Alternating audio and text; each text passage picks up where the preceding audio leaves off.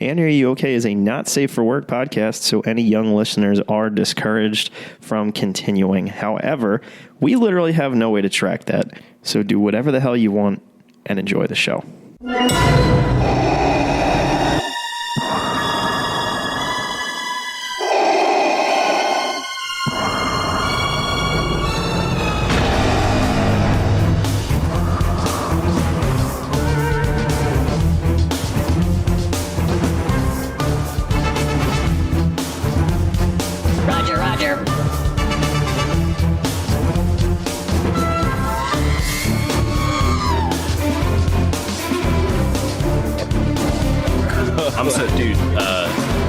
I just fucking love this galaxy, bro.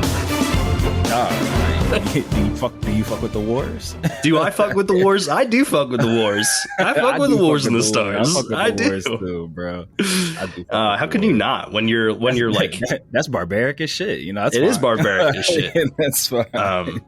There's just like so many conflicting principles, you know. But like at the same time, there are infinite galaxies. You know, why would we be the anomaly? You know. I'll tell you what's not an anomaly though. What is it? What is it? Coming together to talk about our favorite thing on Are You Okay? A Star Wars podcast. A Star Wars podcast. That's right. You're listening to us. You're here with Mikey the Illest and Matthew the Frozen One, the Qui-Gon Mitchell and Stormtrooper Dejeen of the Star Wars Star podcast Wars scene, baby. We are your lockdown corner. We might be the secondary coverage you're listening to. Let's be real. We know we're your favorites. You like to tune in. You like to have some laughs. And you like to hear our thoughts along the way. Giving you a nickel for your thoughts. I love that. Fitting in the slot. Fitting in the slot. You know. We're even locked down on the outside. You know what I'm saying? You know what I'm saying? Wall to wall coverage, baby. Double entendre. Don't ask me how. Don't ask him. I don't. I just roll with the punches. My man. But yeah, so obviously we're covering Andor's first episode drop today. The Andor World Tour, baby. The Andor World Tour is back. Andor World Tour is back for sure. And we're going to be covering it for the next couple weeks with a ton of other coverage. Just want to say real quick, if you have found us via TikTok, thank you to our new producer, Billy, who's been putting all that together for us. It's always great to have new listeners and happy to connect with you in a new and different place. Just so you're aware, we don't just do Andor here. We're going to be talking about Tales of the Underworld, which is dropping on May 4th. We have a few topics from Celebration I think we're going to want to dive a little bit deeper into. And then something that a lot of Star Wars fans have been experiencing, and I know Matt and I have both done this already, but Revenge of the Sith has returned to the theaters. And we have been talking about seeing this movie together. We actually didn't see it together, but I think that for a very good reason. Matt, do you want to tell the listeners about your Revenge of the Sith experience? I would love to. So one, I saw it in 4DX. So love it. I haven't yet. I am going to, but I haven't yet. Please. You have to. It's crazy. But long story less long, because I feel like I've talked about it or just used it as like a reference point on this podcast before. But 2005, I was in the 8th grade and I was in the band because, you know, all those great nerds start off in the band. It's like all of our origin stories. I played the baritone. I played the trumpet, brass section, baby. Hell yeah, we represent. You feel me? But yeah, so 8th grade graduation, it was like so we always had like 2 shows. We had like the for the school show in the afternoon and then like the big one for like the parents and the friends and family and everything. And this was like my group of bandmates. We were all graduating. This was like our lab. We were like the first chairs. We were like about to pass it on to the next generation. It was like a whole big to do about this thing. And like maybe at like 2:50, got out of school at 3:09, like 2:50, my brother shows up to my school. He don't never pick me up from school because I lived pretty close. So I used to always walk home. He shows up and he's just like, yo, it's that Thursday. Or as a matter of fact, it's the Friday. It's the Friday because that's the last day. So my brother picks me up, pulls up to the school, and he's just like, yo, 2 tickets to Star Wars.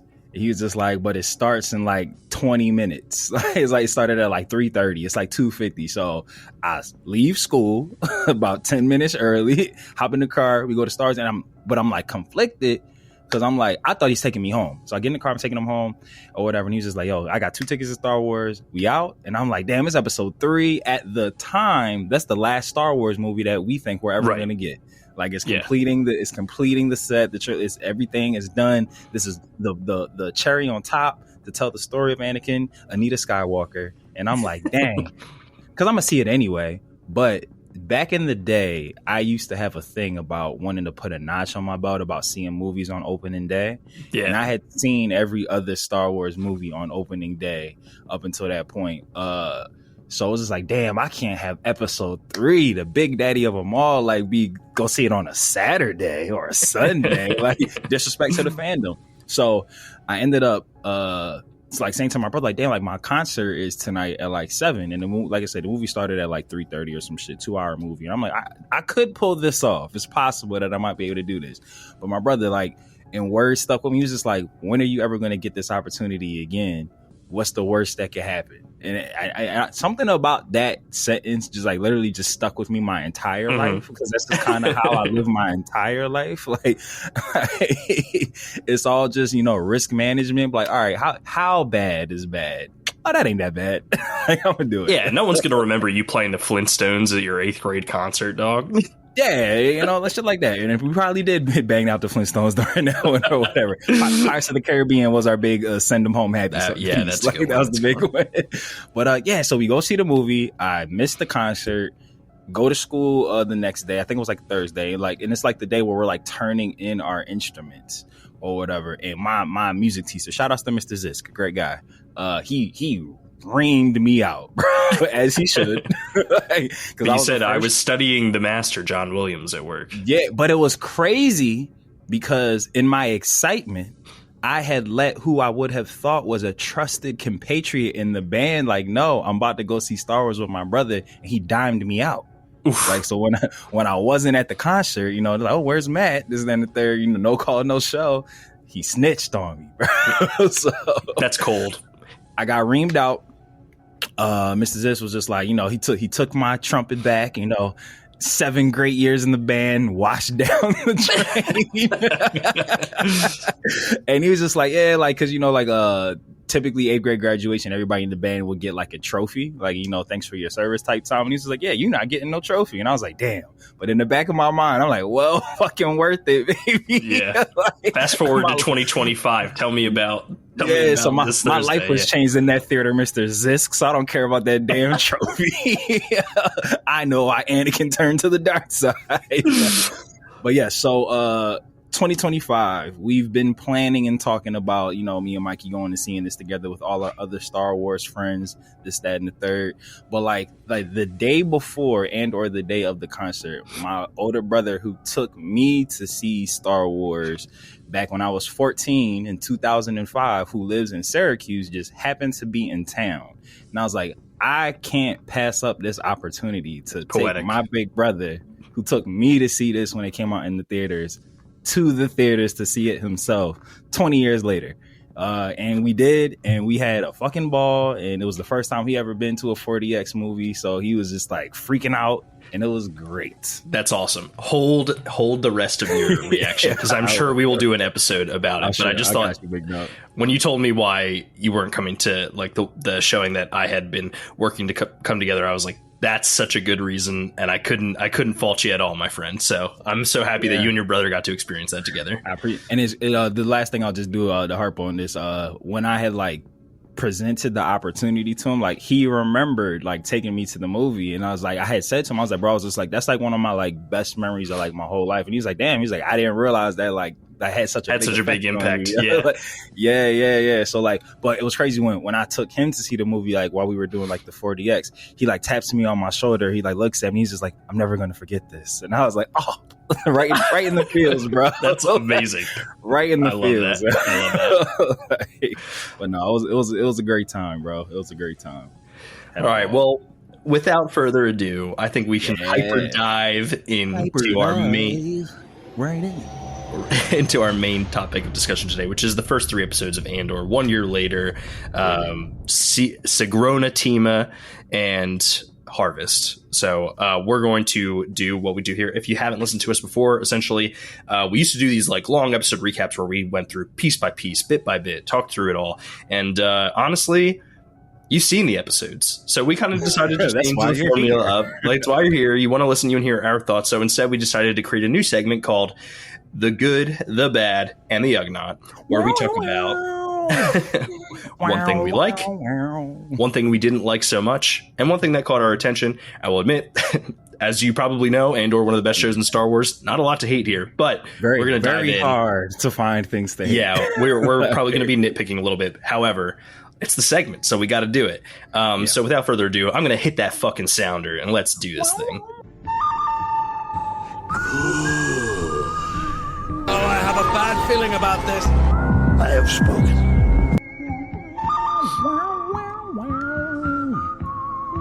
I'm tired of hearing it, Matt. I never get tired. It never gets old, bro. It's like one of the like if I had to think of just like, and this is what when we things that we've been teasing when we like open things up, wink wink. Top 10 like most recognizable like sounds in cinema. Like I feel like that, like not just like music, just like sounds. Like I feel like that'd be up there. The sonic grenades, Seismic charges, the seismic charges. Yeah, I feel like that'd be in there. Like, but I feel like that melody is like all time. Like, all time. It's an all time recognizable melody. All right, so let's do 1 year. I don't know, nor do I know if anyone knows where that like originally came from. It's been used so many places. We'll have to dig in and find that for ourselves. Let's start with 1 year later. I'm going to do my good, and then we'll pass off to your good. We'll hit it section by section, episode by episode as we go through. This show is so good. So good. Yeah. So I really want to. My good is the tonal shift to making some of the action a little more lighthearted. To me, it brings the series far closer to Star Wars than people might realize. I think Cassian not being able to fly the TIE Avenger prototype adds tension while making the show feel more Star Wars than it ever had in season 1. Like, there is a piece of this first episode's intro that just brings that fun element, whereas like the first season of Andor, fun was not to be had. And there are going to be a lot of dark moments. There have already been some dark moments, but there was a piece of this that I was like, you're tapping into Star Wars DNA here. Tony Gilroy definitely started this season off with a bang, whereas like last season was maybe a little bit slow. But there is that whole sequence with the TIE Avenger and Cassian stealing it, the build up to it, the score around it, him fumbling through it, and like just him going into the TIE Avenger and not seeing a seat there, and being like, what the fuck is this? And still trying to figure it all out. Like, it all added to like tension, but in a way that was a little more playful, I guess. Like, but it really worked for me. Really made me feel like this is Star Wars. We've talked about the DNA of it before. There's that whole like Taika Waititi thing from like the behind the scenes thing where it's like Star Wars is humorous, but the humor like believes in itself. And it feels like that was tapped into for this scene. Yeah, and it really, really worked for me. So that was my big good, was just that the entire opening sequence with the TIE Avenger was maybe my favorite. I know that, like, obviously you want to start strong, and there's a lot of good to call out throughout the 3 episodes, but I still think overall, and on my rewatch, I watched it back twice, actually. It's my favorite part of the season 2 so far. Oh, shit, yeah. I'm rolling. Well, my good. Well, do we want to expound on that? You can. I was going to say, I think I said most of what I wanted to say about it. There is a cool sequence with they got an Arctic trooper from Solo firing a rocket launcher, or about to fire a rocket launcher, and he gets completely cooked. And I do have some Easter eggs about the TIE Avenger that we'll talk about, like, later in the episode. But so funnily enough, my good happens within that scene, or that tell me about it. The start of the episode. I loved, and I'm sure we've seen it before, but I feel like I really felt it in this first scene. I loved seeing people who are in the Empire like defecting to the rebellion. Mm-hmm. I loved that, because it's like, I feel like with Star Wars, since the beginning of it all, it's so black and white. Like, these are the good guys, these are the bad guys, these are the Sith, these are the Jedi, this is the Empire, this is the rebellion. And it's always just, who's on, both sides. There are heroes on both sides, as the ticker tape scroller says. It sure does. Evil everywhere, though. Evil everywhere, but who's on what side. So, like, seeing and we all and I feel like that's why Anakin's fall from grace was so big, because it's just like, what, somebody Shades of Grey switch teams watching Cassian have that interaction like with that tech or whatever she was, pre-pilot person, I don't know what her role was, but in the Empire, but seeing that she's so fed up with their shit. And she's just like, yeah, they can't get away with this anymore. Like, there's like, right. I guess like she's being like wherever she, maybe the people that she lives with or like the area that she lives in when she's not at work, she's like seeing the effect that the Empire's chokehold on the galaxy is having. And she's just like, damn, like I can't just sit by and do nothing. Like I need to help, even if it's just a little bit. It's Cassian's mom's message at the end of season 1, man. I feel like that, like her message of like, we need to fight and be strong and stand together. Like, you know, we deserve to be, you know, our freedom. I feel like that's starting to like resonate through the galaxy, but some people are waking up early. Exactly. So like seeing somebody who was on the other side of it, and then a coupled part of it is, and we talked about this, I want to say maybe possibly during our coverage of season 1. Some of these people who are working for the Empire are just employed by the Empire. They're not like the Sith, or they're not like evil people. They're just like either, you know, would just happen to be on the right side of the battle at the time, or it's just she says I've had fun here. Yeah, you know what I mean? Exactly. Like, exactly. She enjoyed her job, but she saw the damage.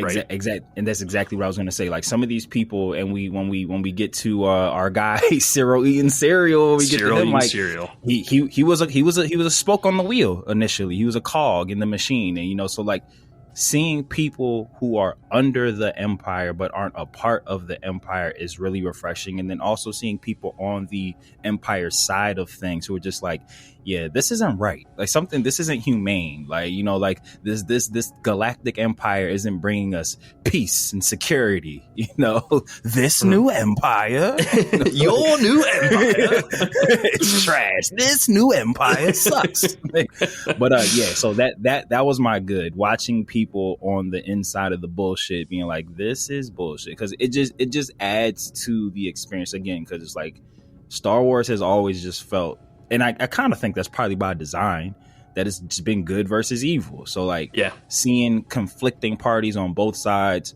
or, you know, just like seeing how like the Empire had like ingratiated, because I want to say pre-Andor, and I'm sorry, because we can move on from this. I want to say pre-Andor, like these DLC shows, I myself have always been like, I've just looked at Sheev as like the figurehead, and it's just like, and obviously with Vader, and I've always been like, how is a whole galaxy imprisoned by this one motherfucker? Like, I get he uses the Force, but in my younger years, it was a bit hard for me to comprehend how it took like 30 years. now you see the dismantling of the Senate and like the governors, and how like I mean, Rebels does a great job of breaking it down, but Andor does as well. And there is one piece I do want to talk about before we move on. Did you pick up on Cassian parroting some of Nemik's manifesto to her? Yes. As he's like convincing her, he's like, you're you know, coming home to yourself. Like all those things, like these are things that were, you know, themes of you know, Cassian's realization that the rebellion's the right cause, the right choice to be making. And that to me was really powerful. And I don't think any score was playing then. It's funny how some moments have no music and it works really well, and then there are moments where it's like the music is so powerful in Star Wars, but that was one of them that was like, yeah, the dialogue was super important there. I think we needed to hit on that. So good. Yeah, I'm glad that you liked that as much as I did, and where I think it was the strongest part of the opener for sure. But let's go into our bads here, and I will admit this bad is my bad is bad. It's not bad. my bad is not a nitpick. My bad is a through line bad that I'm really kind of worried about. It's I guess like I hope it's not a missed opportunity. Okay. Leaning on the wedding storyline for Mon Mothma, they're doing very little to make Mon's connection with her family like something not worth sacrificing. I think it would have been better to give her husband and daughter some redeemable qualities that make her departure from them more tragic. Because right now I'm just like, her husband sucks, her daughter sucks. Like, my Ugnok has something to do with this. Okay, we will talk through that for sure. But I just think it's like one of those things where it's like, don't get me wrong, I do think this is like important for Mon's storyline. We get a lot of interesting tidbits and information about the funding situation and how she's in the clear, but her actions have caused other people to hurt. That is going to be a theme of rebellion throughout this. I mean, Saul Guerrera is very much like we can't move this forward without cracking some eggs. But there is something to be said about the moral compass of the rebellion being like, if we resort to the Empire's tactics, we're just as bad as them. That's a theme we see play out throughout Rebels. And, you know, Mon Mothma is going to have to toe that line. And you can tell she's feeling guilty. It's like on her face throughout the entire process of this. And at the same time, it's like, we know that her departure from her family is going to be a thing. They had an opportunity during these 3 episodes to make it feel more of a sacrifice for her. And right now I feel like it's almost like freeing to get away from her family. Yeah, especially considering that the next batch of episodes is like the time skip. I kind of wouldn't be surprised if the next time we see Mon, she's closer to the white gown wearing icon from the rebellion, because it's like we leave her, and I won't say too much because we obviously haven't gotten to episode 3, but we leave her in what I felt was kind of like a position of finality with her family. Like, it's her daughter's wedding, she's married, we're gonna leave off, and Old Bull again, I won't touch on it too much in case you cover it then, but it seems like her final scene was like her finally like cutting away from the Mothma of it all, because it's like what I guess like what else would need to happen in that year that she would need to be around her family? Her daughter's gone. Her daughter moved, like, she's out. Like, so yeah, I kind of like to with your missed opportunity. Like, I would kind of be a bit bummed if the next time we see Mon, like, that decoupling has already happened off screen. Like, I'd be like, that's Saudi. yeah, right. Like I think that there's like a natural aspect of like some of these things. We can't cover everything, but it's like we just spent so much time with her. They put a lot of attention into it. Yeah, so I just felt like we could have done something there. Like, don't get me wrong, like sometimes it works to lean in on how shitty some characters are. It just, I don't know, something there felt like it was like could have been missed. So what was your bad for the first episode? My bad is bad. I just would have liked the chase scene to be a bit longer. Like, once he totally fair. Once he got down into that cavern, I was like, "Ooh, this is when Star Wars chase scenes be super crazy." And then he got out of it quickly. yeah. It was very fast.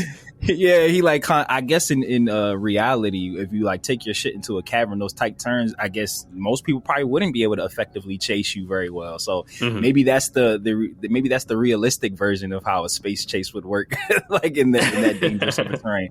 But when he dropped down into that valley, I was just like, oh, we about to get some twisties and turnies. We about to get some loop-de-loops. We about to get some roundabouts. Like, and then he just kind of got away. yeah. They spent more time fumbling around in the hangar than in the cavern. And like maybe from a production standpoint, I could see it. But I agree with you. It would have been nicer if it was longer sequence. I dead ass, because it's like I knew how we were going to do the episode structure, and covering 3 episodes in one thing is crazy. So I was like actively taking notes as things were going on.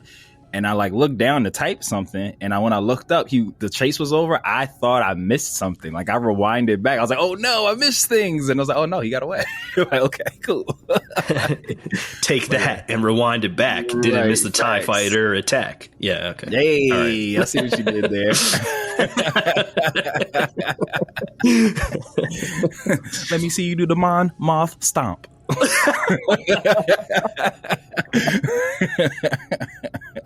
But yeah, that was my one nitpick, because I loved every second of this. I loved every second of every episode. Like I said, my bads for a lot of these are going to be like just nitpicky things. But yeah, that was my bad. Hey man, that keeps us rolling. So let's move on to our ugnaught of it all. So big thing that I picked up on, and I was very happy to see it, honestly.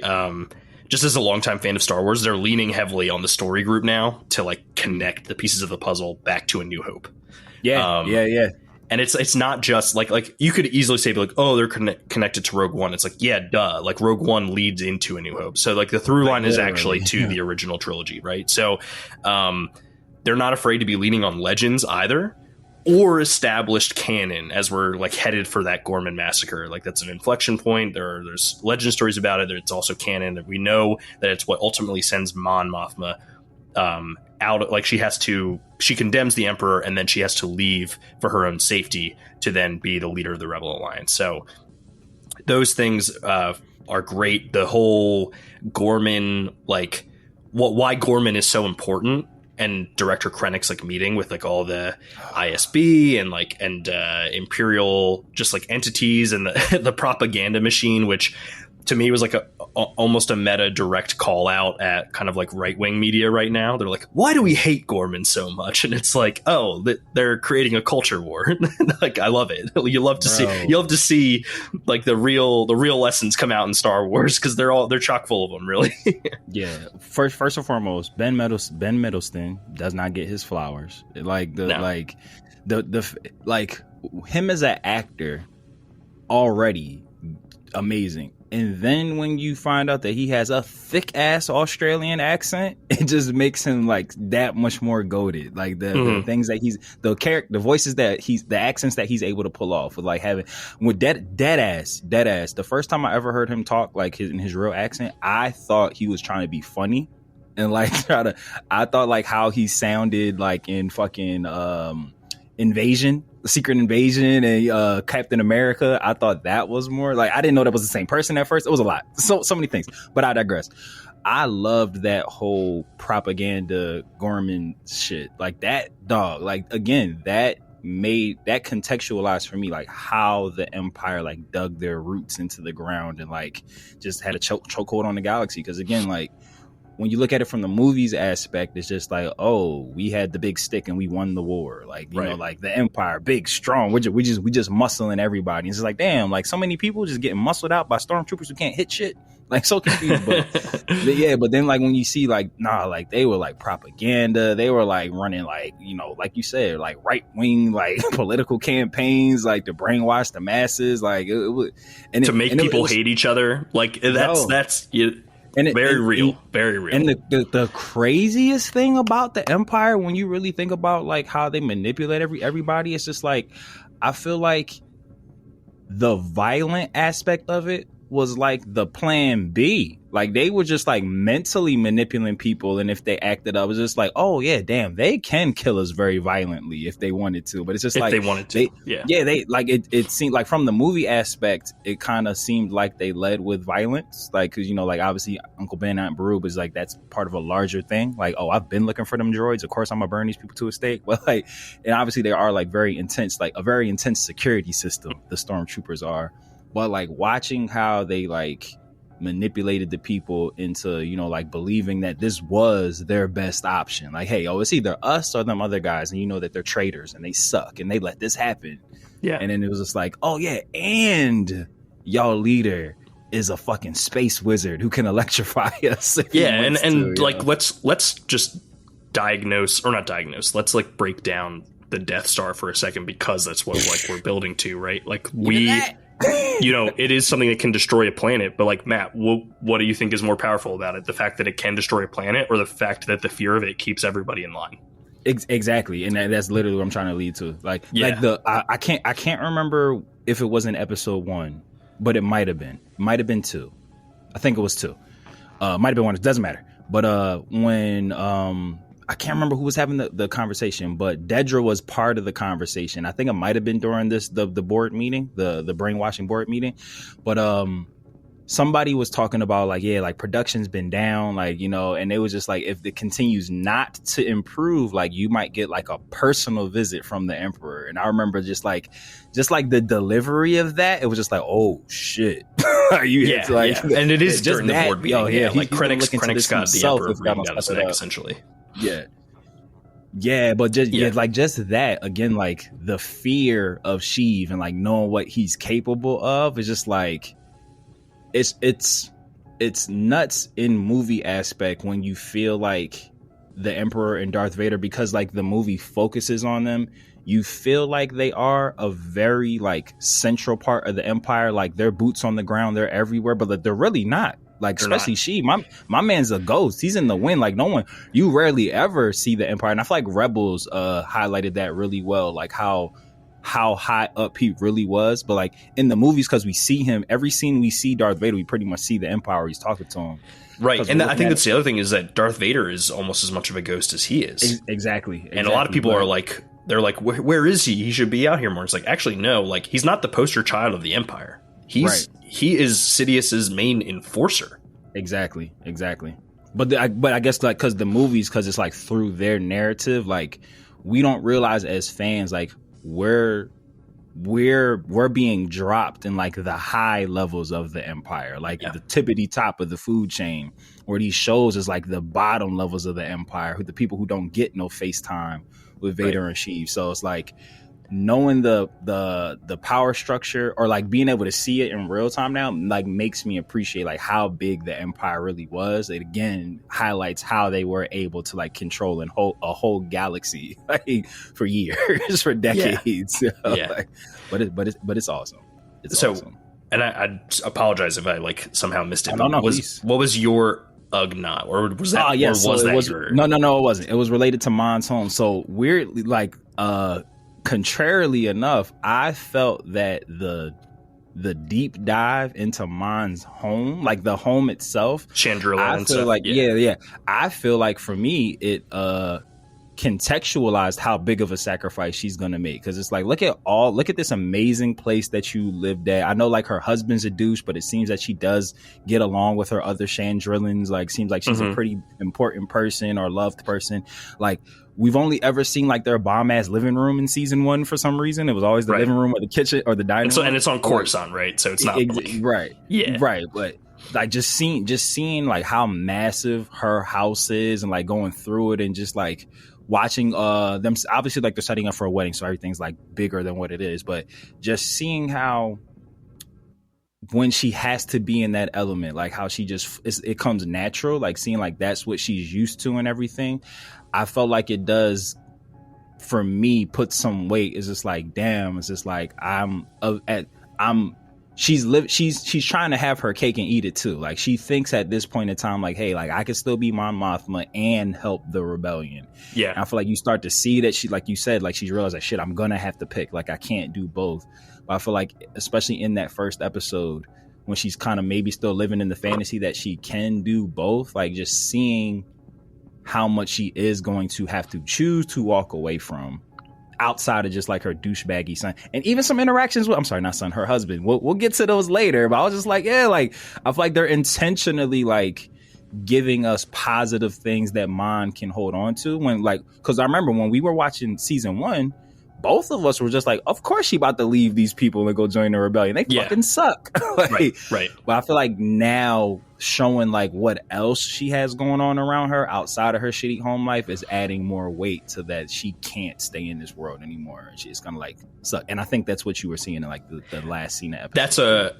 That's a fair rebuttal. I think from like a viewer standpoint, it would have been more powerful to have it be like a relationship that she has to cut off, or strong. Like right. Maybe her husband was always a lost cause, but if she had grown closer with her daughter over that time, would have been a little different. But I definitely see where you're coming from, and it was a strong rebuttal to bring up the fact that she still is sacrificing, right? Like it's not like she's giving up nothing. She's still. And I think a part of that, why I'm able to like have that aspect of it, is just like a lot of people, whether you have kids or don't have kids, like some people like lose themselves to parenting, like who their identity was prior to becoming a parent goes out the window, and they just become a dad or they just become a mom. And I feel like knowing that losing yourself to parenting isn't beneficial for you or your child, like when it honestly comes down to it, like seeing that Mon has such a strained relationship with her daughter, and her relationship with her husband, clearly it was an arranged marriage and they never really like cared for each other. I think that's pretty established, especially now. Giving her like her holding on to her seems to be the thing that's like hard for her. Like the life that she's lived or what she's been able to do in her position is like, I'm gonna have to leave that to hopefully join this rebellion that will give some help that I was trying to give there, but it's like, you don't know. They don't know that they end up winning the war. Right. So it's just like, I know I'm helping here, just being like the person that's facilitating the funds. Let me just stay here. I'll continue to be a secret ally so I can still like live life and help. But like now it's just like, oh no, I'm gonna have to be front and center, and I'm not gonna be able to do none of this shit. I hope it works. So it's like, it's and you can tell she cares about others, even in her dialogue from season 1. It's like, you know, when Perrin invites like people to a dinner that like are directly opposing her in the Senate, making tons of people suffer because they're like not receiving aid, and she's like, you know, super pissed off about it. I think that we'll you know, Mon Mothma is a complex character, and there's a reason why she's at the forefront of this story as well. So I'm excited to kind of see like where they take her and like what helps push her to that point. I know the Gorman Massacre is going to be obviously the really big part of that, but there's you know, people internalize, and there's going to be a personal story there as well that I think is going to factor into everything. So thanks for being in opposition to my point, but at the same time, we contextualize things for each other. You know, we don't have to agree on everything, although I think we agree in a broader like stroke. The core points of the same are very similar. How we're getting there just a little different. Exactly. So let's move on to Sgrona Teema. So I'll start off with my good here real quick. Just I think this episode did a good job of just the rising stakes for everyone continue to highlight Tony Gilroy's ability to like groundwork that makes the larger story hit a bit closer to home. Kind of like a combination of in-universe struggles with real-life counterparts, such as the fear of authoritarian states coming for you and your financial burdens catching up with you.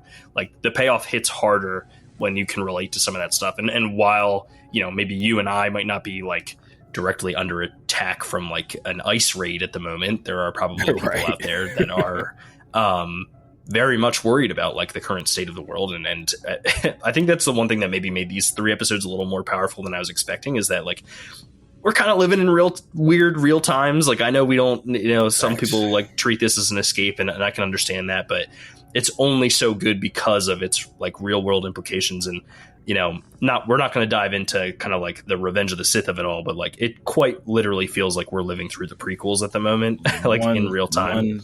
Bro, when I was watching episode 3, I'm just like, this looks familiar. Yeah. Not just because I've seen the movie a billion times. And it feels familiar, right? But there's an aspect of like, you know, the financial burdens catching up with you. That's something everyone can relate to. And then a familiar feeling you haven't felt in a long time.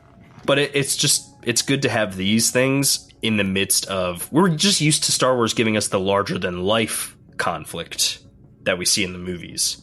Yeah. And to your point from earlier, we're seeing the everyday man and how it affects them. And that's really what the rebellion is built on, is all these smaller people coming together. And yeah, we have our heroes of the rebellion that we saw, or that we see in A New Hope. It's so funny that they say that, but to the people of the Separatist army, yeah, clearly Count Dooku is a hero. But exactly. But yeah, so I just think that's one of those things that was my good. And I think that while this episode definitely felt like something that was like meant to connect episode 1 and 2 of like the arc, a lot of the groundwork is laid for those struggles. Word. My good for episode 2 was the Bix interrogation scene. That thing, or like the bunny quote interrogation bunny quote scene.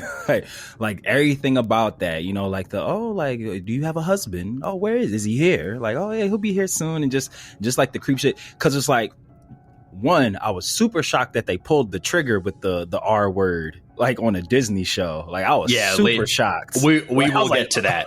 Yeah, I was gonna say we will get to that. Yeah. So but when they were like implying at it in episode 2, like with that interrogation scene, that the dude was clearly trying to like throw his power around to get some cheeks. Like I was just like, oh, this is edgy for a Star Wars show. But I was just like, okay, they're not going to directly go that deep, because it's still Disney, and boy was I wrong. But just that the tension of that scene, and just like you knew what that nasty motherfucker wanted. Like you was like, ugh, you sick son of a bitch. Like just go find a girl who likes you. Like there's prostitution in this universe. Like go. They have pleasure ships, whole ships, dedicated to pleasure. The whole ship, the whole ship for pleasure. The ship is a phallic shape. But yeah, it's standing at 1000%. attention. Ships are at 6 to midnight. I love that. Ready for liftoff. There's a reason it's standing straight up. Go ask Dread and Boss. Big facts. Big fact. He said, if you shine a blue light in here, it'll look like a Jackson Pollock painting. But I just felt like there was so many layers to that scene because it's like there obviously like was the nastiness of it all with a man trying to throw around his authority to get some ass, but then there's just like Bix and credit. I don't know her name. I'm terrible with names, but credit to the actress who portrays Bix in the scene because she it's like crushes it. Yeah, I feel like she did a crazy job at playing both the convict on the run, I don't want to give myself away, and this motherfucker's trying to take my body. Like she, like it was like the realization. Like I feel like when the scene first starts, she's just concerned that she's gonna get found out that she's from Ferrix. Like, oh shit, they're onto us. Like we're cooked. It's like, dang, they found us. But then as the conversation continues to go on, it's weird because it's like there's a sense of peace there for a second where she's like, oh, they don't know it's us. But then she's like, wait a minute, what, this motherfucker's trying to rape me. Yeah, like, she navigates through her PTSD to then another threat. Yeah, and so it's like there's literally a moment where I feel like she realizes what's happening. Like, oh wait, they don't know that it's us. They don't know, they didn't find us. But this is really bad. Yeah, like, and then really and Brazos can't show up soon enough. Like in that scene, yeah, you know what I mean. Like right, you can like right. feel it feels her, like a her long stalling. scene. Like you feel her stalling because she's like, oh, I can't scream for help like that because that looks fishy. Like it looks, oh, why would you yell for help? Nothing happened yet, but it's like super implied. That whole scene, I'm like on the edge of my seat. Like I'm just like, oh, where you at, bro? Like or because Bix don't take no shit. I'm ready for her to just like crack bull with the hammers. Like, oh, they didn't kill the Imperial soldier. Now they gotta run. Like that whole scene was amazing.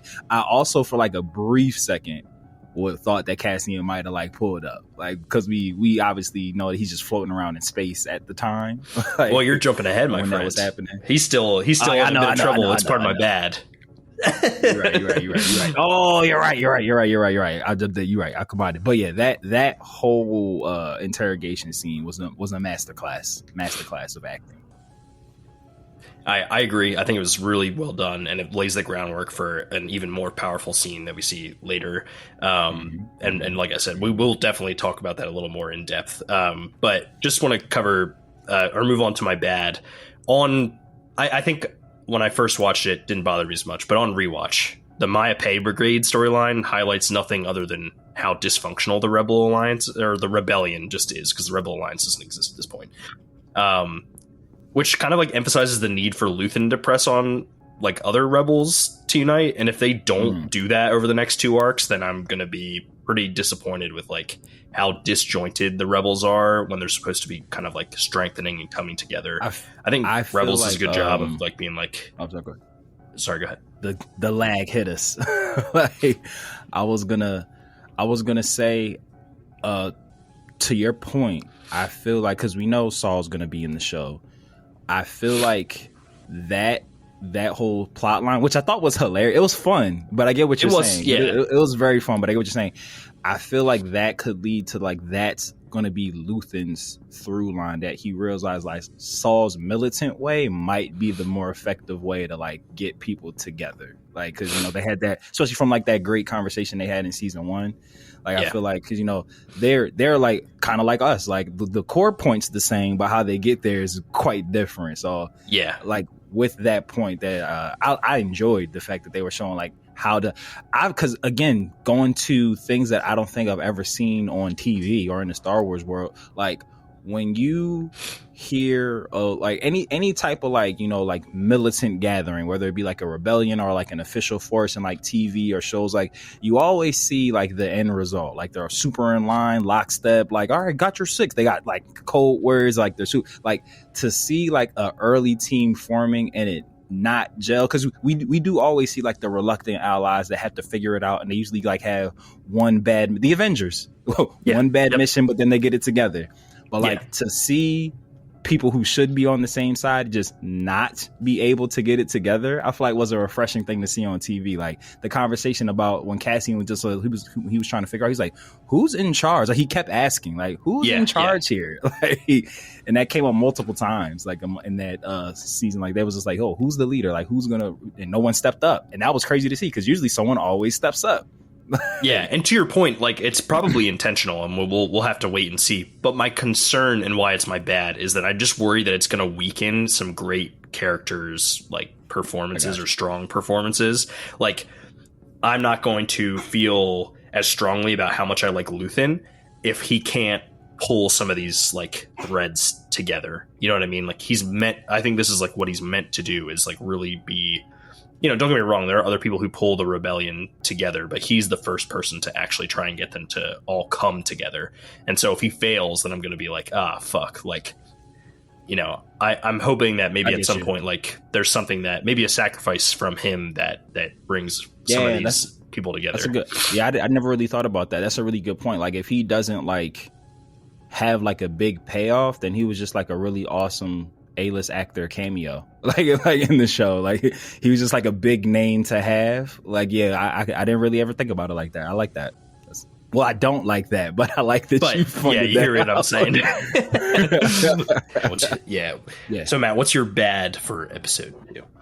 So my bad, funnily enough, is actually because of something that is really good, but I feel like it's gonna end really bad.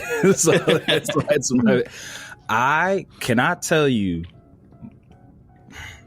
I have never been happy to be more wrong about a take that I've had when it comes to possibly anything of any nerd substance. My favorite thing from this show may be the Cyril and Dedra relationship arc.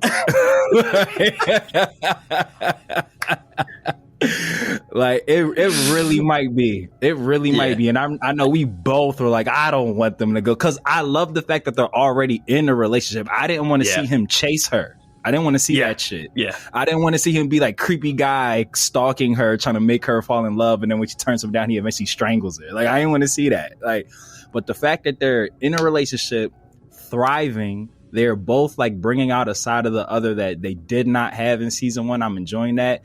And the fact that I know that this shit is gonna end terribly, because it's like, it's so good. It's so good. Like the introduction. I love that your bad is like it's so good that you hate it. Like it's so good because it's like them continuing to like highlight how Cyril like is a by the book type of person. Like if you have a job, you do that job. When he's giving his little pep talk to that new recruit, he's like, I was just the guy at the desk and I saw a problem. First thing I thought of when I heard that, I was like, Matt's gonna be so mad that he's fucking wrong. I was so hyped that because it's like, and then so you partner Cyril's like, I don't want to say militant because I think he's one of those I'm doing my job type guys. He's not like the Empire's the way. Like he's just like, hey, like they're my employer. I'm here to do a job. He's a routine guy. Like I have a routine. I get up, I go to work. I love my woman. I come home, this, that, and the third. I now go see my mom twice a month because that's the agreement. like all of that, bro. But seeing how he is so like just what you see is what you get. We'll put it that he's very transparent is the word that I've been circling around. And knowing now that Dedra can't talk about this mission to anyone, I feel like when he ultimately finds this out, it's going to destroy him. Not only because she kept this from him, but ultimately, if you want to be technical about it, she kind of got this off of his work. Like he's the one that figured out something was up that led to that the Ferric search. He was on that team. He saw like the numbers not working out. He's the one that's just like, no, this ghost Cassian is a problem, and everyone's like, this person doesn't exist, like this, then the third. And then Dedra, when she was part of the ISB, was on that campaign that like his research was very much involved in with like these numbers and these missing funds and all that stuff. So like And everybody told him he was tripping. His mom was just like, oh, your little project when you were playing at being Empire. Everyone was poking fun at him. You don't matter. Go back to your desk. And when he finds out that the love of his life is now working on a mission, chasing after this dude that he tried to tell people was a dude, he's going to be gutted, bro. Like, he's going to be gutted. And I also feel like there potentially is an angle here where I think Dedra might... I'm 50-50, but my prediction for her, I kind of am still on the train that she might try to defect to the rebellion. Remember, I was saying that one of the two of them might try to switch sides, and that might cause that whole like issue scene that they saw in the teaser trailer. Dedra's hesitancy for the Garmin massacre thing, I feel like is her plot point. Like I feel like she's gonna be the project manager that leads to the massacre, and she's going to feel guilty about it. She's going to feel terrible about it, and it's going to just like destroy her thought process of like, oh, am I doing the right thing? So she's going to be your rebel defector. Like, you thought Cyril was going to defect, right? Yeah, I think she might be the defector, but I feel like her conflict with this mission is going to start to like play out in their relationship, and we already know that he's a really good detective. So I don't know if she's just going to like break down and tell him about it, or he's just going to. I feel like there might be like him sneaking and looking through her stuff one day because she's going to start acting a little weird. I can see it. I can see it.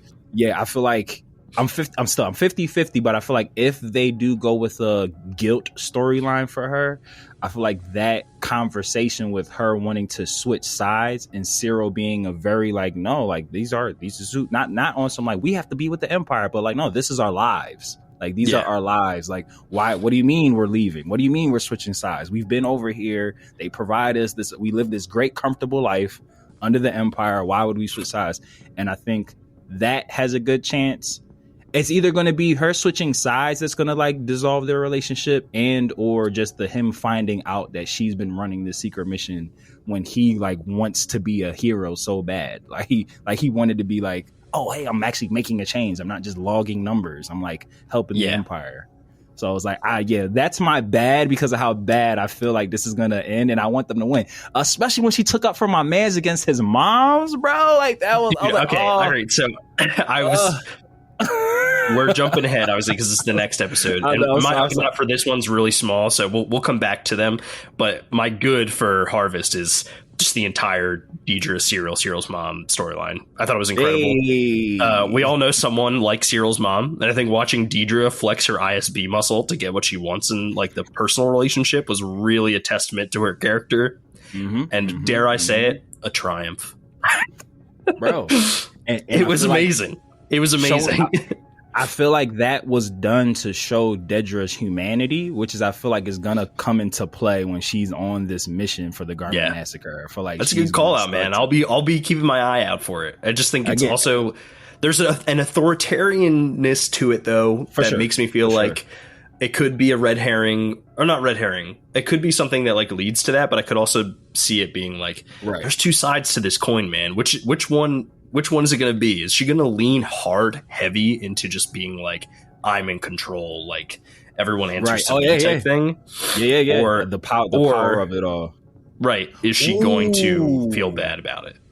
That could be another angle. I like that. If Dedra becomes like this megalomaniacal like dictator, that's the type of woman that Cyril was trying to escape from his mom. That could be the conflict. He was just like, yeah, I could see the you're sounding like my mother, like conversation. Like I could see. Oh, no one wants to hear that. I could see that. Like if she starts to like get a high off of like being in charge, because like that's what she was looking for in season 1. Like, and you know, like it does seem like a lot of these characters' motivations are. It's funny because it's like some of them are carrying through, and I feel like some of them are also like flipping, like it's like changing a bit. But I could definitely see her leaning into the fact that she's actually getting more power, and the Empire's like looking at her as like a head person in charge, and like that temperament translating over into like her relationship with Cyril. And he's just like, yo, like, why are you talking to me like this? Like you don't do that.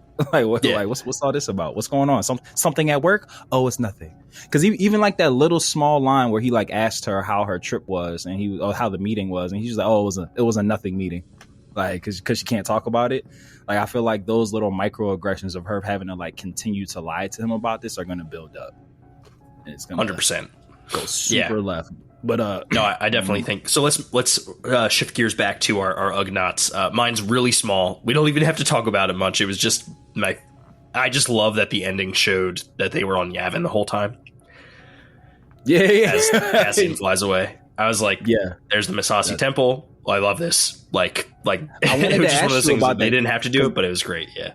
Those temples looked familiar to me, and I was like, I gotta remember to ask Mikey to ask if that was. I was like, oh yeah, I feel like I recognize these. But yeah, no, that was awesome. My Ugnaught is pretty small too, but quite impactful. For the douche that he is with his douchey top knot, I loved the dad's speech in the wedding. Like to it was good. I loved it. Was good. Yeah, I loved that speech because again, going back to the Mon thing of it all. I feel like that is a reoccurring theme for her. It's just like, yeah, like, so we saw in season 1, like we were saying, like her daughter and her husband are trash. And it's just like, oh, it's easy for her to leave. Giving her these moments of like, it's not that bad, I feel like is going to make her sacrifice. Can I just say that even though he's a douchey douche and that there was like some parts of his speech that were like, kind of like, okay, yeah. I for sure. Can't deny that it's real good advice that beneath all the noise, there is music. Yeah. Bro, like, that was a really good line. Yeah. Yeah, like the speech itself, I liked. And again, I feel like it was intentionally like, oh, brother, in certain parts, because like that's the type of person he is. But I remember when we were watching like season 1 and we were like kind of, confused isn't the word I want to like use, but we didn't see like where Mon's husband fit into all this. Like, is he just oblivious to everything that's going on, or is he like intentionally impartial? Is he a Empire supporter, and that's why Mon's like keeping him at arm's length? It really just seems like he's just a rich pompous asshole that's just disconnected from all the things that's going on. But like when you give him like that grace, like it makes him like a lot more tolerable. Like it makes it like, oh, okay, like Mon's a person like you said that wants to help people, that is attaching herself to a cause, and she's married to somebody that's extremely selfish. Like they just care about like the status of it all. And Perrin's just blinded by privilege. Period. Exactly. So it's just like I kind of, because I had thought at one point in season 1, and I think we talked about it during that coverage, that her husband might dime her out. Like he might be on some like, oh, she's working with the rebellion, but it seems that he's just disconnected. And I think it was episode 3, so I won't touch on it too much. But just like the conversation that they were having, like when they had like their one-on-one in the hall, like before the second day of the ceremony started, like even them just like being able to acknowledge like, yo, like the only reason we're married is because of a tradition that clearly Perrin embraces. Like he embraces the Shandrillan tradition, so that's why he's like kind of like this is my life, it is what it is. But mine is just like, I shouldn't have had to do that, I'm not happy. But for them to like be able to have that conversation, and you did feel like there was like at a minimum a mutual respect in the fact that like, all right, like we parented this child who seems that she's pretty well off. Like she's a pretty good kid, a bit of a bitch. Like, but she's a pretty good kid. A bit of a bitch, but she's a pretty good kid, and it took both of us to do that. Like just them having that conversation. Like, yeah, like I know you don't love me. Like when he was talking about thinking Tay was her lover, like it wasn't also like, oh, you're cheating on me. It's just like, oh, of course you do things with other people. I do too. Like we don't love each other. Like, but just like that understanding, it led to this wasn't like a good or a bad, but it is something that I did just want to bring up on this episode. I felt super disconnected, but in the best way, with all the Shandrillan religion, because it was like it felt so not Star Wars, but in such like a refreshing way. Because like we've been talking about like, oh, like let the galaxy be a galaxy. Like we don't just need to focus on this one family or these 3 planets. So like seeing it, like the Shandrillan traditions and everything. And like just it was, I don't want to put any names to it because this isn't a religious podcast, but there were very similar like practices from real religions, very popular religions in real life. And I just thought like it was a really like awesome thing, like the party at the end, like the speech, their language, just seeing that there's like this larger galaxy out there with like really niche religious practices that don't have nothing to do with the Force or Jedi or like things that we've seen. Because it kind of just seems like for me, like, or has felt for me in the past in Star Wars, like if you're not training to be a Jedi or a Sith, like you don't believe in anything. You just kind of just like exist in the universe. Like I don't remember. But each planet has like its culture that we just don't spend a lot of time on. Right. Or like there have been very specific or few instances where like we're actually seeing stuff like that. Exactly. Like the you know, like with Maureen and shit like that. Like you see like, you know, specific like, you know, but even that's connected to the Force. So you're like, right. You're right. Like I was like trying to think of examples, and I was like, oh, like the Lasats, and I was like, oh no, they're talking about the Ashla and the Bogan, which is just the light side and the dark side. Like their connection. Exactly. I mean, in some ways, like, you know, if you like really break it down, a lot of religions are very similar to, I mean, Christianity, Judaism, and Islam it's all the same shit. You just have a different outcome. Yeah, very similar thoughts. Very similar like thoughts and opinions. But all the religions or like cults that we've seen in Star Wars have been like offsets of the Force, like light side, dark side. But in the Chandrilan stuff might be too. But I don't know that. But it seems like they have like their very own specific culture, custom themes, like beliefs, infrastructure, and it felt like I was watching just like another, you know, space show that wasn't necessarily Star Wars, which is something that we've been asking for. Like, yo, let's expand out this universe, like explore other places. So I really, really, really enjoyed that a lot. It was like all that Chandrilan wedding stuff I actually liked a lot more than what I did, because they like, and we'll get into it in episode 3, so I won't like shoot the load out here, but like how they put like extremely tense shit in a party setting, I thought was like really awesome. And I was like, oh yeah, that's a great place to do this. Like, hell yeah, expected that. But the dad speech. We're gonna let the audience peek behind the green curtain real here. I'm gonna let you go off on your good, because I already did my good for the next episode, while I furiously blow my nose because the allergies this season have been kicking my ass. So I'm gonna go off camera so you don't have to see it, but I got my headphones on, so I'm listening. So my good for episode 3, 1000%, without a shadow of a doubt, was the practical speeder taking off scene that we got twice. Like watching what was my man's name, the boy with the beard, I always forget his name, starting with a B. Bubba Chuck. Yes. Bubba Chuck. Brussels, yes.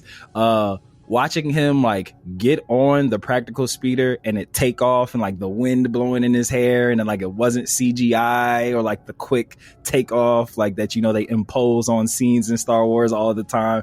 Just like seeing that, I thought that was the coolest shit ever, bro. Like I thought that, and then they did it twice, and I was like, this is awesome.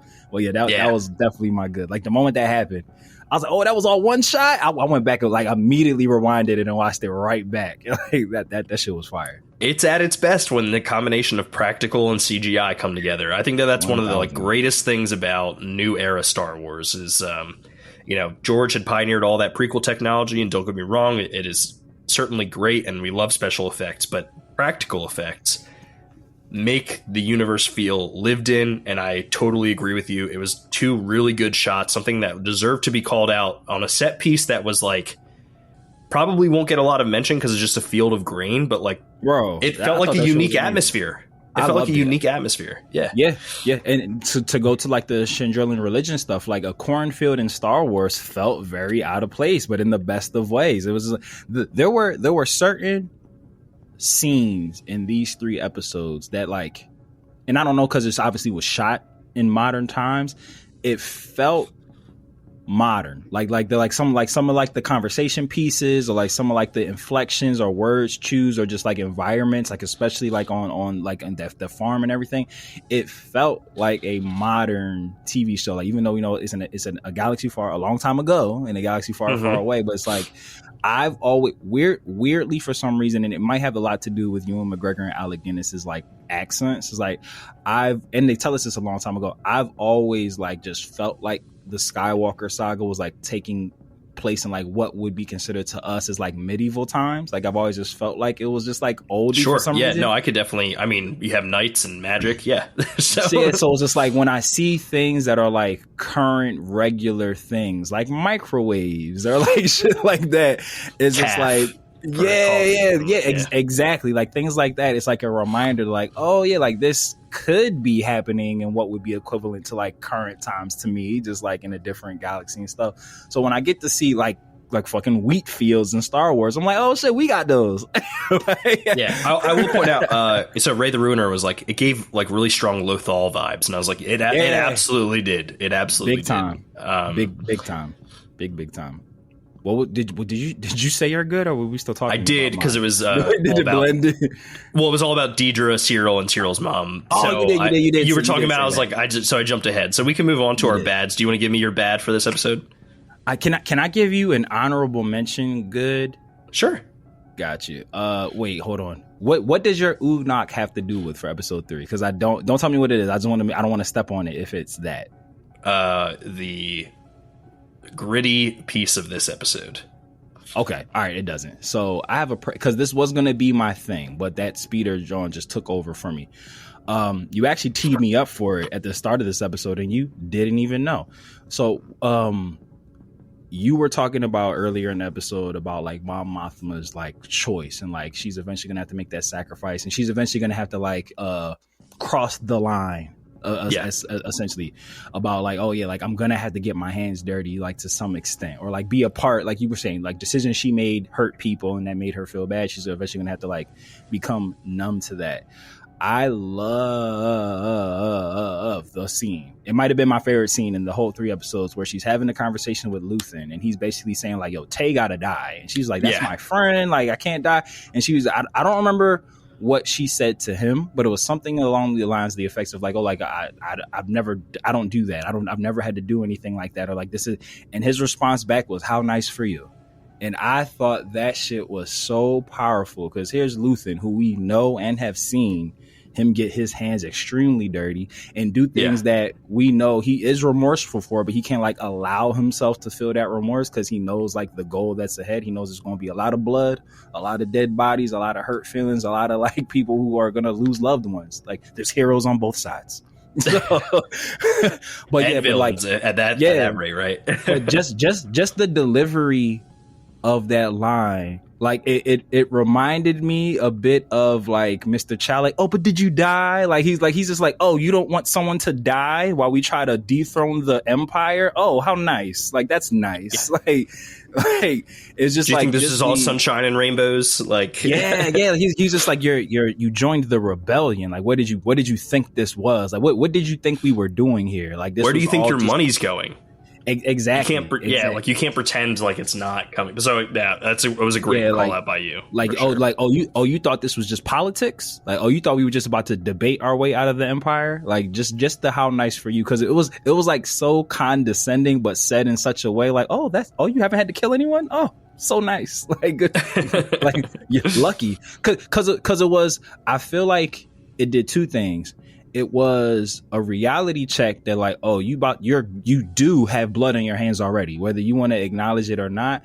But also I feel like it was 3 things. Matter of fact, it exposed to Mon that like, damn, like I do have blood on my hands. It helped for the viewer, I feel like, continue to give things that are going to help Mon eventually have the courage to jump. Cause she's just like, oh shit, like, I've already been responsible for some of this stuff. Like I have, what was it? Good for the goose, good in for a penny, in for a pound, like type thing. Yeah. Like, oh, I've already gone this far. I can't turn back. But then like the third thing I feel like it did powerfully, and it was like them Skarsgårds, boy, the delivery of the line.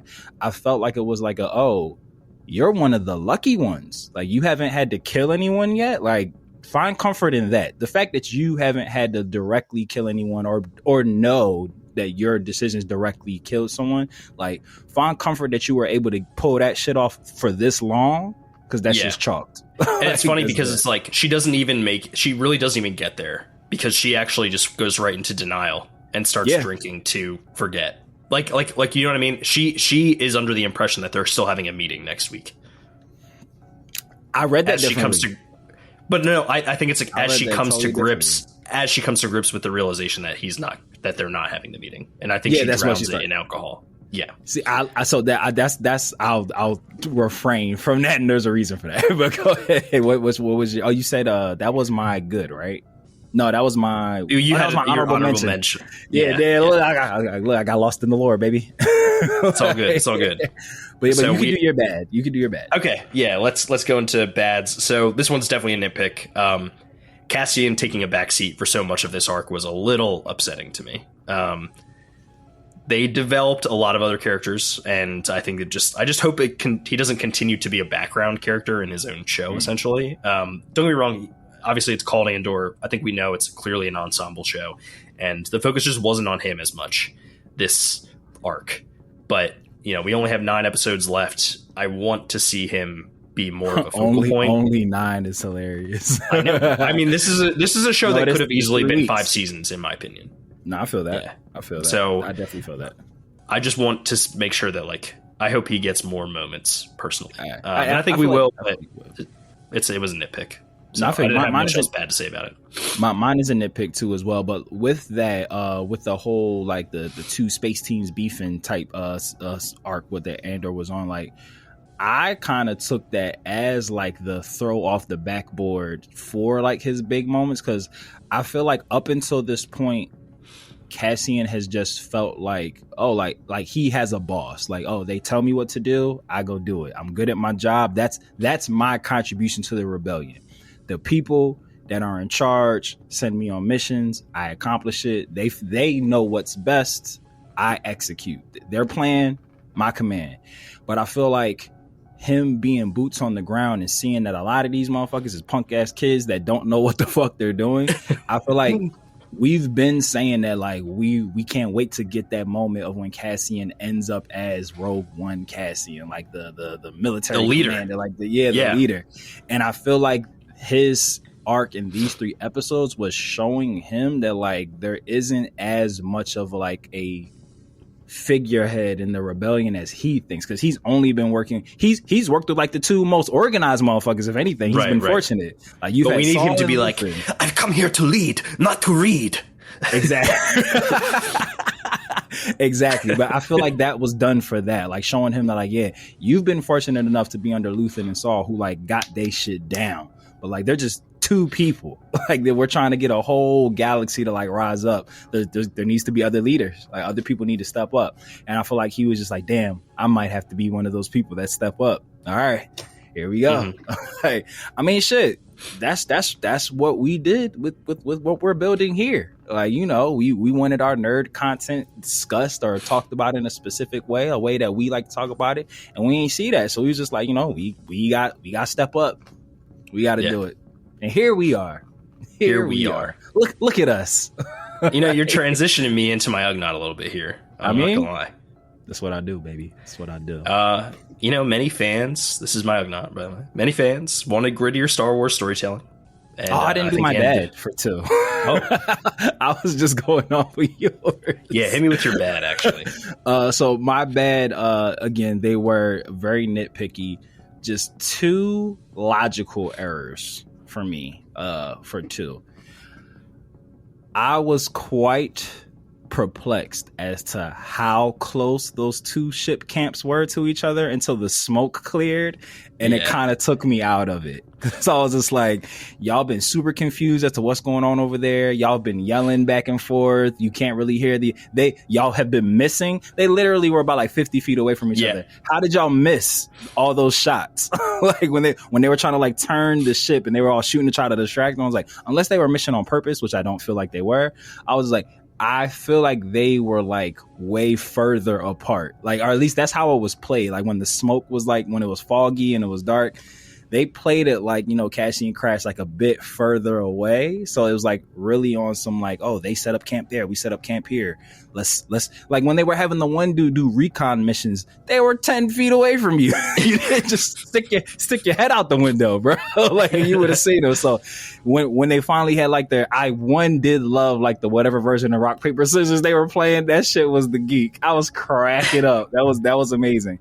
But when they met in the middle and you saw that that their ships literally both fit in the same shot when they did the wide shot. I was like, y'all motherfuckers was neighbors. So that, and I know we said we were going to talk about like the R scene in episode 3. The driver not hearing what was going on in there until the end is bullshit. They were smashing glass, throwing each other into the wall. She was screaming. He screamed multiple times. And it wasn't until like that last final scream, and he was parked right out front, that he like, oh shit. He's like, what's going on in there? I was like, he would have heard all of that, bro. He must have heard too many blaster fires go off by his ear or something like that. Yeah, it must be. I hear you on that. Just two nitpicky logical things. Like, that was it. Yeah. So let's dive into that part of it. The sexual assault attempt on Bix is an all too real reminder of, like what happens when especially colonizers and conquering nations are going in and flexing their authoritarian. Thank you, Matt. Muscle. And like, if it made you uncomfortable, good. It's meant to make you uncomfortable. If you didn't like that scene, you're not supposed to like that scene. But it's something that, I think we're not used to having these types of things in Star Wars, but whether you like it or not, Star Wars is inherently political, and this probably hit home really hard for a lot of women. And as someone who is like, no one wants to see that, but it's a very, like, it's a reality, right? And like confronting that, and like, there are a lot of people who are like, I don't want this in my Star Wars. And it's like, dude, I'm sorry, but you can't be like, I want a TV show about Vader like massacring people and then be like, I don't, younglings. Yeah, and then be like, I don't want this. It's like, no, dude, if we're gonna confront uncomfortable truths, this is an uncomfortable truth. It's something that does happen when you have people who are like going into these spaces and trying to, like essentially be the end all be all and feel like they're above the law. And it was super uncomfortable, and I think it's something that like really made. There were a lot of things that hit close to home, I think, in these 3 episodes, and will probably continue throughout the rest of the season. But this was one of those scenes that I think was like, yeah, it was really shitty. And yeah, I'm sure you didn't want to watch it, but it was really powerful and important, in my opinion. Yeah. Like I was saying to you earlier, like when the initial interrogation scene, when it was like heavily foreshadowed that was going to happen, I was just like, oh, they're not going to like pull the trigger on that. Like he'll definitely try to spin the block again. Cassian might be back by that time, or like once he starts to, or I thought like maybe like the Ferric shit might come up finally. Like maybe he did. There was a moment, and I love how they played that too, where he did admit that he knew. But he knew that she was, he thought that she was just like an undocumented worker, which is hilarious that they squeezed that into a Star Wars show. But like him saying like, oh yeah, like we ran serial numbers, like we ran codes, and then he was just like, a lot of these farmers hired undocumented workers and this, that, and the third or whatnot. So it's like, even like that moment before he was on to her for something else, you thought like, oh shit, he figured him out. And again, the actress, credit to her, how she played it. Like when he was just like, yeah, we ran the numbers. We know that you aren't supposed to be here. It's like, oh crap, they know that we're with the rebellion. But then he was just like, oh no, yeah, you're working here and you shouldn't be here. Like you're not supposed to be here type time. So just, yeah, that whole scene was crazy. Again, it was, like you said, extremely uncomfortable, like extremely powerful. Like you said, like, these things do happen in real world. So, and I feel like shining light on serious things in places like this is important, because it's like some people turn off the news because it's just so bad. Some people don't watch what's going on. Fucking Perrin, my man's oblivious to all this shit that's going on in the world. So when don't be a parent. Don't be, name of this episode, don't be a parent. But like when creators make a conscious effort to like squeeze like real life conversations that should be happening like into like our entertainment, I love that, because it's like, all right, we know that some of these people like are choosing to turn a blind eye to like these types of things. Like, we gonna throw it in your Star Wars. Try to turn a blind eye to it now. And because, like you said, because if somebody's just like, ugh, I don't want that in my Star Wars. Like, oh, so you are saying that this is a problem? Yeah. Okay. Yeah. Like, I'm glad you know that this is bad. Like, yeah. Exactly. So yeah. But no, for sure. It was what I would deem as like a very edgy choice by Disney, and I love it. Like I'm here for it. It made me, weirdly enough, it made me excited for like what's to come, because it seems like Star Wars, who's Kathleen Kennedy, who would have thought that she does a good job, like because she does a shocker, good job. I know. Whoa. You know, only responsible for some of the greatest movies ever. Right. So it's just like seeing, and I feel like Andor did this in season 1 too, like seeing them making out of the Star Wars box choices. It's like, oh yeah, because it's like, imagine what type of shit you can get in Star Wars, like when they take themselves, when they bypass the capacitors, like when they're just like, oh, Star Wars has always been this, but like, what if we let it be this? And then it's like, because it's like, that's longevity, that's staying power. Like if you can like evolve with the times, which I feel like Star Wars is starting to do really, really well now, it's just like you can continue to just create and create and create and create. And I'm quite excited that they. I mean, I think it's like a weird thing. I think we're like a bit uniquely positioned as a not safe for work podcast to be able to maybe like dive a little bit deeper into some of this. Yeah. But it's like kind of one of those things where like, let's be 100% honest about this. People have really wanted darker and grittier Star Wars for a while. I think we agree with that. I think even at the top of this episode, I said, hey, we're getting closer to the DNA of Star Wars, which is probably a lot more family friendly. That being said, Star Wars is at its best when it is most relatable. So, and not to say that like everyone can relate to a situation like this, but you can relate to that uncomfortable feeling. And that's something that I think is important too. Right. So, there's certainly an emotional, when Cassian finally did get to escape and he just like turned around and shot Bull, zero hesitation. Like the guy was like, wait, stop. And he just like shot him, not a leg shot, not an arm shot, right? Bolt straight to the chest. Like just seeing that. And that caught me off guard. Cause it's like, we have seen over the past 3 episodes, again, zero camaraderie. Like you said, Cassian definitely played the background in those scenes, but it's like typically in a Star Wars universe, I feel like that wouldn't have happened. Like he wouldn't have just like turned and shot Bo and killed him, like shot at him, kicked him back, like this, that, and the third. But it's just like he killed the dude in cold blood and then left the rest of them there to die. And it's just like, that's real world shit. Like Cassian is like, I have to get back to my family. I have to get back to the rebellion. Like y'all guys suck.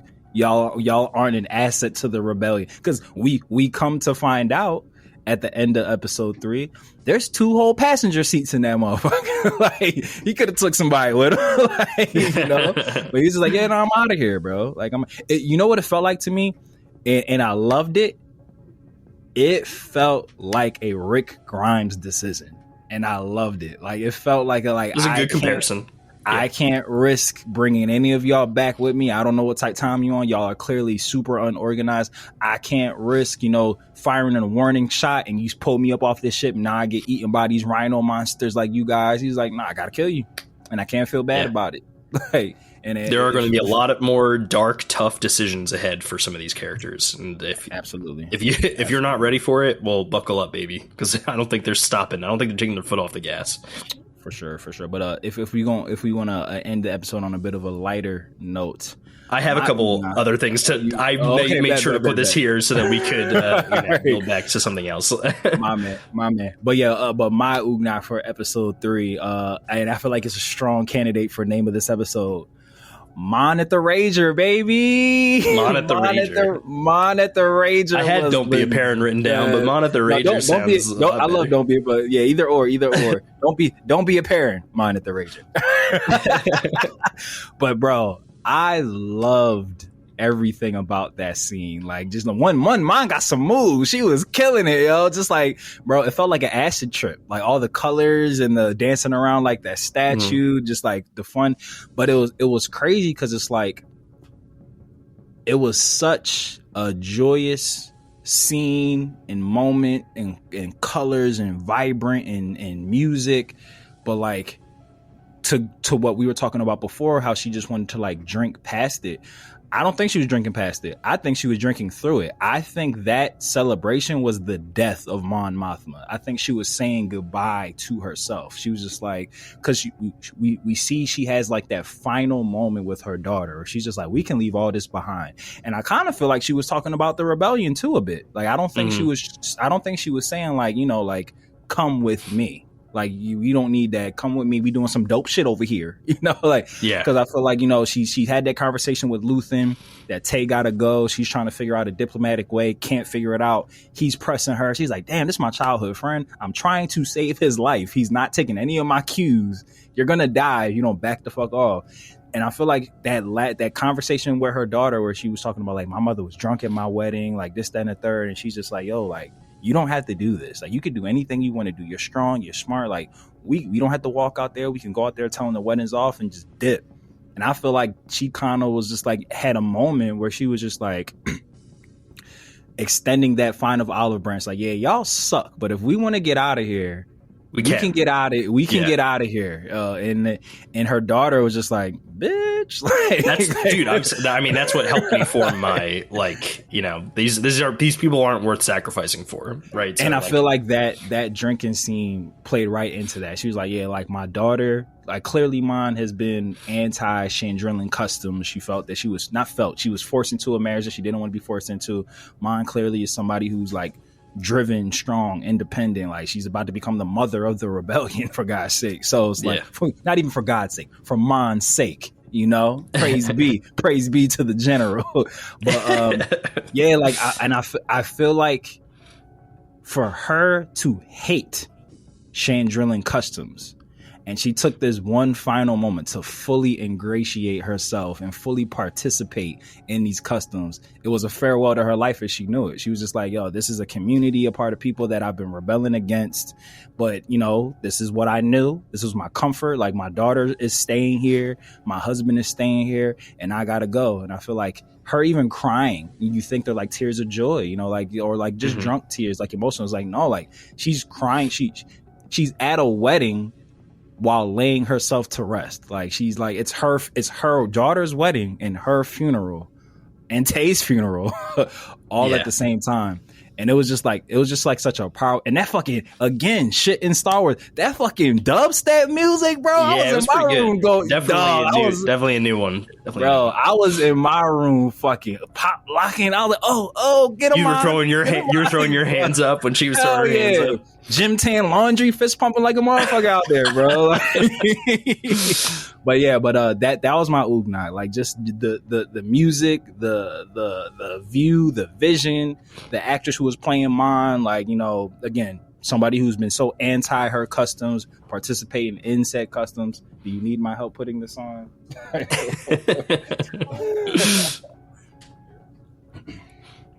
Yeah, no, it was definitely something that I thought was like it was well done, well shot. Like the cinematography was good. Score of this show has always had like a bit more of electronic elements to it, and I think that that's something like kind of makes it feel a little more Blade Runner ish. Which I think the tone's a little bit closer to that, right? So like it feels good to kind of like get that vibe in there as well. But yeah, no, it was definitely powerful and a good call out by you. Something we didn't, I think, touch on it as hard was the score and also like the celebration and then reading deeper into how it is a funeral really in the same way. Mon was like, Chandrill her, I hardly know her. That was good. Cool. Not name of the episode, but not name of the episode. Look, Mon at the Rager. Don't be a parent. Mon at the Rager. So I just want to also go into final thoughts. I have something that I wanted to mention because I figured it wasn't going to come up. It was still really, really powerful moment. It just wasn't quite a good or a bad. Brasso's death. There's something I want to talk to you about here. I think it was really well done. Reminded me a lot of Queel's death from The Mandalorian. Someone who we see die off screen, but then we get their body running away, right? Like, but didn't quite make it. This one hits hard. Brasso was taking care of Cassian's mom, Marva, right? I think there's so many characters, but he's someone who's like always been that like mainstay for them, like a safe person to go back to, someone you can trust, and losing someone like that is going to be hard, not just for Cassian, but for Bix and for Will. I do think that there is a reason why there are 3 of the people who made it from Ferrix, because I think we're going to lose one each episode as we lead into the later seasons. Yeah, that Bix death is gonna hurt. These are going to be people along the way that push Cassian to be what he ultimately is in Rogue One. And this was the first domino to fall, and it did hit hard. And I think I should have seen it coming. This is one of those things where I'm like, I got mad at myself being like, oh, he like fell in love on this planet. Like he's like super happy. Like if he settled here and they didn't go anywhere else, like this would be a great life for Brazos. Like he's like, for sure. He's in a good place. And like it, you know, when stuff like that happens, it's like, oh, we telegraphed this guy's death, like from the jump. Wait, did they leave the robot behind? They did leave B2 Emo behind. Yeah. Dang. I think they're gonna. I think they're back. gonna come. Yeah, they'll go back. They have to go back. Get him. They have to go Yeah. back. They have to go back. Maybe that's one of the big storylines from episode for the next batch. Like it's a year later, and they're like, all right, the coast is clear. Let's go back and get him. Yeah, it'll be interesting for sure.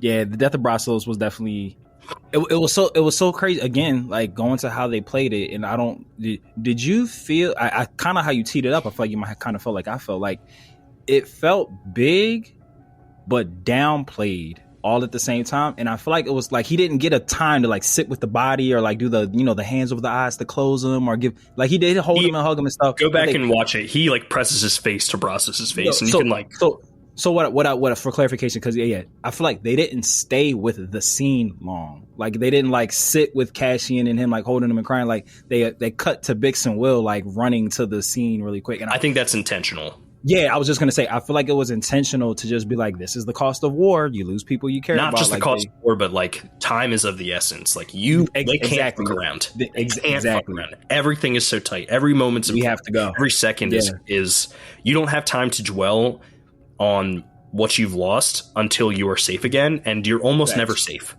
right? So it's like, and I feel like that was done beautifully. That like, I mean, Bix and Will didn't even get to go say goodbye. Like Cassian was like, nah, we don't. He didn't make it. We gotta go. Like I checked. Like we got. But I loved how they did that, and I love your theory that they're gonna knock off an important person each batch of 3 episodes, and how they're doing it. I feel like just the like you said, we gotta go. Like we can't mourn. Like we'll worry about it. We'll worry about it later. And then the fact that we know the next year's a year from that time, like, you know, a lot of this stuff's probably going to happen off. Yeah, like how does Brazos' death affect Will and Bix? Right, because it's not just Cassian. I think we'll see how it affects Cassian for sure, because we're hopefully going to get a lot more of him as the show progresses. Do you have any other final thoughts you wanted to touch on, Matt, before I go into Easter eggs? This show just makes Rogue One of the best Star Wars movies of all time. Like I feel it really is making it so much better. Rogue One's slowly climbing up for me. Like it was higher for me than most people, and I feel like same for you. But it's just like disagree. Actually, Rogue One was like low on my list. Rogue One doesn't have any of the like Star Wars Force elements that I like really enjoy, right? Okay. Like I like the Jedi, so like it's always someone else liked Rogue One. I feel like maybe you just liked it more than most people hate it, and you liked it. I feel like I've talked about Rogue One on here with you before. We like shared a pleasurable it's definitely grown. Solo is one that I think people don't like that I like. Okay, yeah, I think that's probably what it is. I think that's the one. But yeah, I would say I've always liked.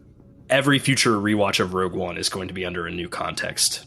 Yo, it changes it, bro. And it's so crazy because it's like after season 1, I watched it back and new experience. And now I feel like again after season 2, once I watch it back, it's going to be a new experience again. Like, and it's got me really excited because again, like the big thing that we talked about from season 1, because before we knew like how they were going to space out, I also didn't realize that season 1 was that far back from New Hope or from Rogue One. I thought it was a lot closer in time. I thought what season 2 is doing now, I thought season 1 was like going to tee that up. I thought like season 2 was going to lead right into Rogue One, but not on some like, oh, we're doing like year time skips every 3 episodes. I thought it was going to be like a in current timeline, but we're near this mission.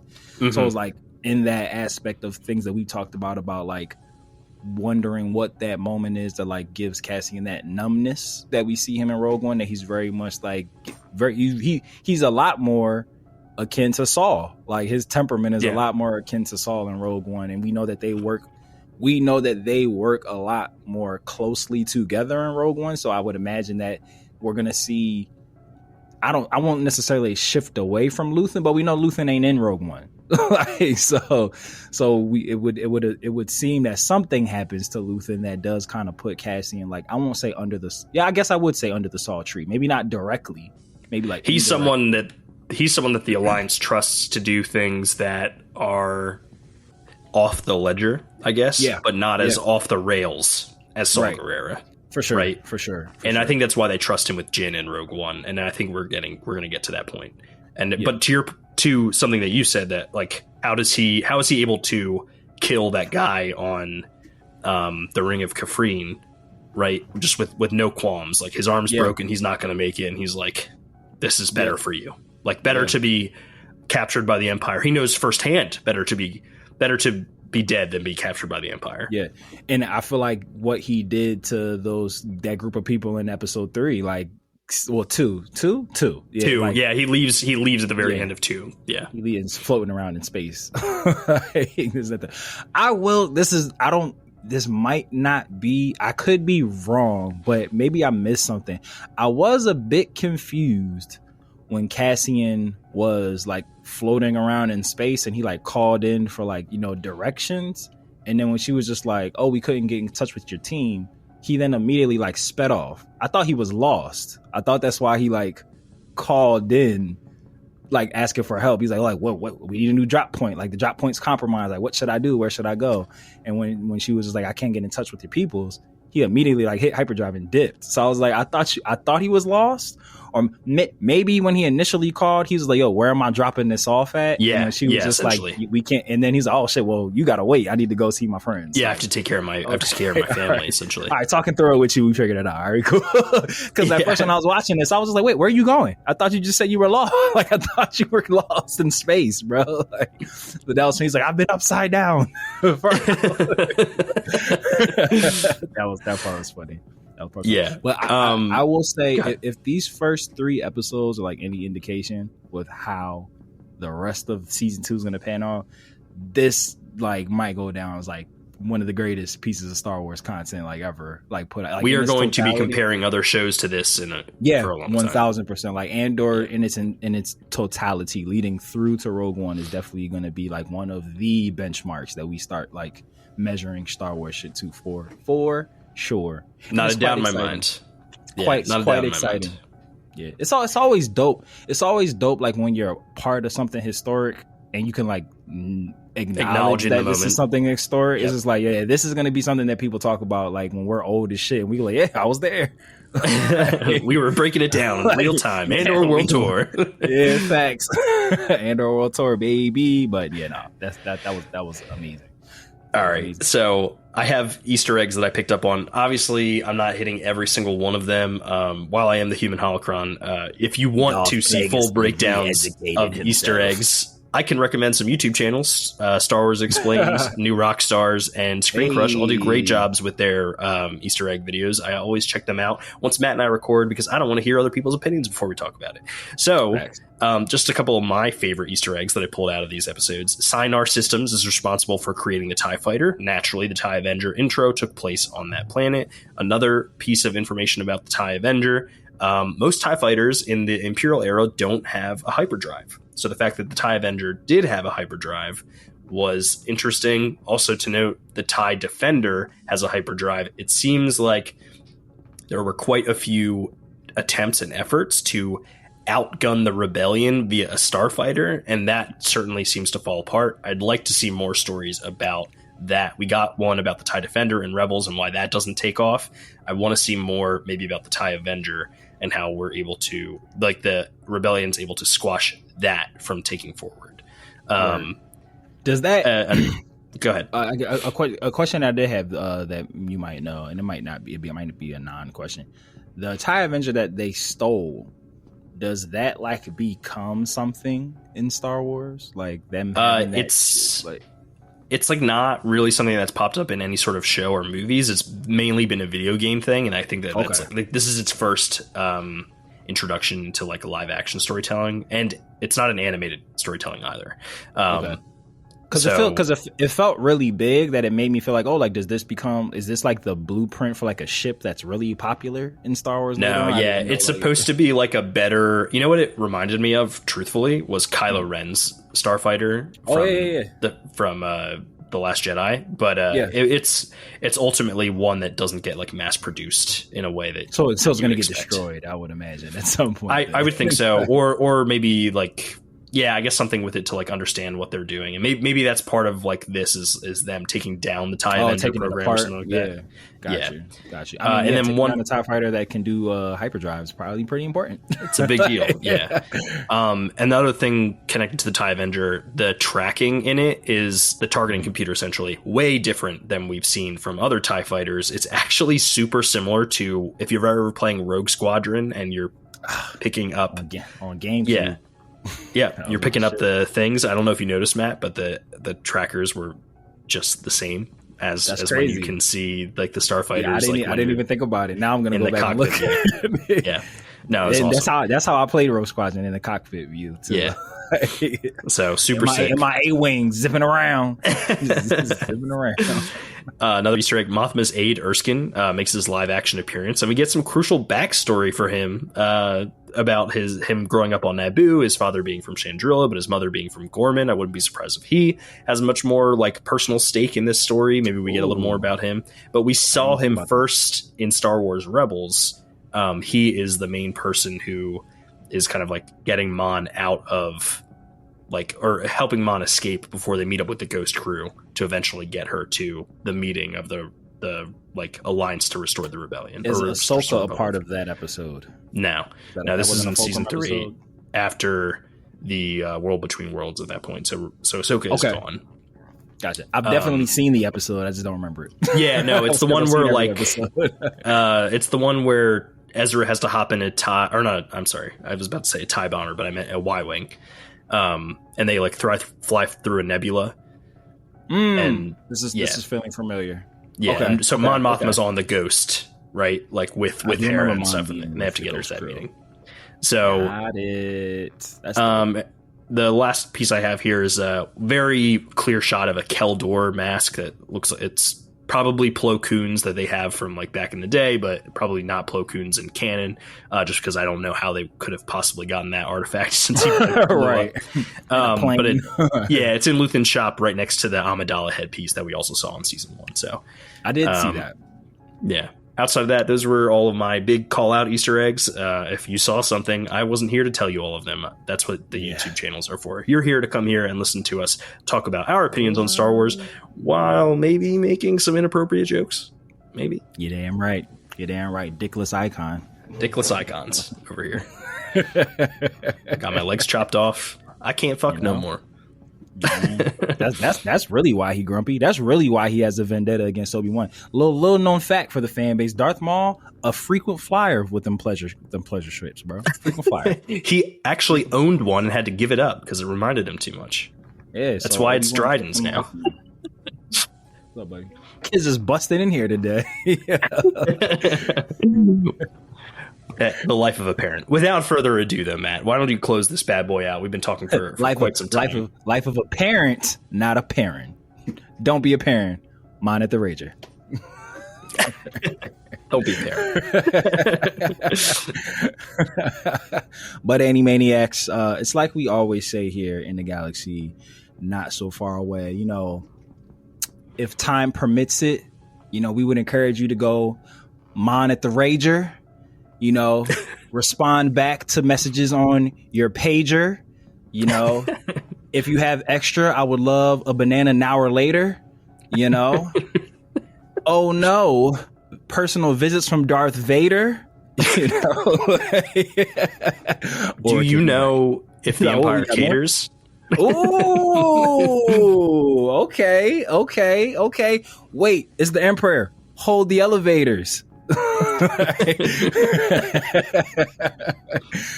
Or it could be Ray. Life can be a beach, but you guessed it.